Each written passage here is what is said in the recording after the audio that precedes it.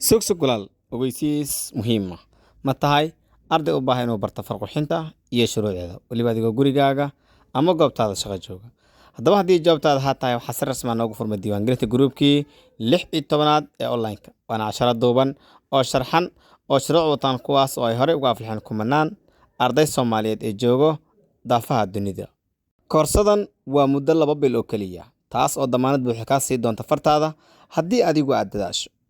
Diiwaangelinta koorsadan waa ay socotaa waxayna ku eg tahay 5 bisha 8 ee August. Sidoo kale koorsada waxaynu ku qaadan doonaa by WhatsApp group taas oo ay ku diyaarsan yihiin macallimiin ku takhasusay hawsha farqixinta oo ka sixi doona cashar walba oo soo dhigtay groupkan saacad kasta. Haddaba si aad isaga diiwaangeliso koorsadan waxa aad la xiriiri kartaa lambarkan kaaga muuqda shaashada WhatsApp ama calltii adiga ku fududba. Sidoo kale haddii aad u baahan tahay farqixinta aad ku barato si offline ah waxa aad booqataa xarumaheena Muqdisho gaar ahaan isgoyska baar waxa degmada Halwadaag iyo sidoo kale isgoyska Taleex gaar ahaan ka soo horjeedka iskuulka Al-Cimra ama maqaayada cadaan dhabarkeeda daba.